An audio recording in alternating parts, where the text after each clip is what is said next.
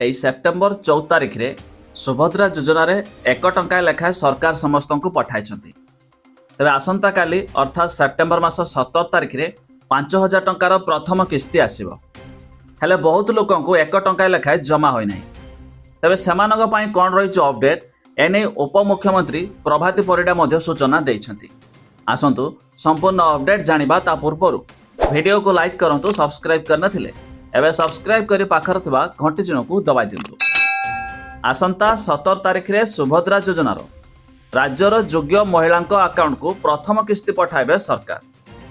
ଏହି ଟଙ୍କା ପଠାଇବା ପୂର୍ବରୁ ସରକାର ଏକ ଟ୍ରାଏଲ୍ ରନ୍ ମଧ୍ୟ କରିଛନ୍ତି।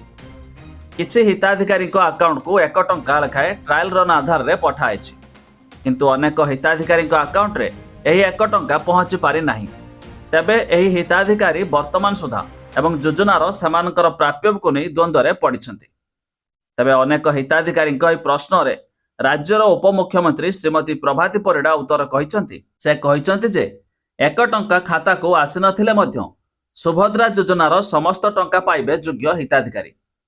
ତେବେ ସେପ୍ଟେମ୍ବର 15 ତାରିଖ ଭିତରେ ପଞ୍ଜୀକରଣ କରିଥିବା ସମସ୍ତ ମହିଳାଙ୍କ ଆକାଉଣ୍ଟକୁ ଏହି ଟଙ୍କା ପଠାଯିବ ବୋଲି ସରକାର ସୂଚନା ଦେଇଛନ୍ତି।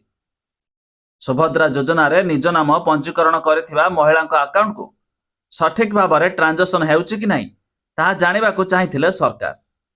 ତେଣୁ ସମସ୍ତଙ୍କ ଆକାଉଣ୍ଟକୁ ସରକାର ପରୀକ୍ଷାମୂଳକ ଭାବେ 1 ଟଙ୍କା ଲେଖାଏଁ ପଠାଇଛନ୍ତି। ତେବେ ଯେଉଁଥିରେ ଏହା ମଧ୍ୟ ନିଶ୍ଚିତ ହୋଇଛି ଯେ ସେହି ଖାତା ଚାଲୁଅଛି।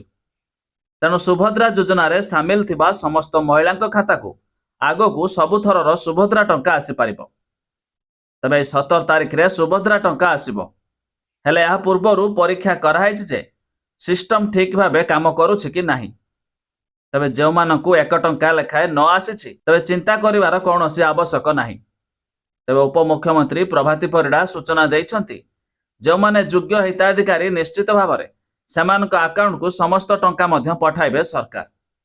ତେବେ ଆପଣଙ୍କୁ ଟଙ୍କା ଆସିଛି କି ନାହିଁ ତା ନିହାତି କମେଣ୍ଟ କରି ଜଣାଇବେ।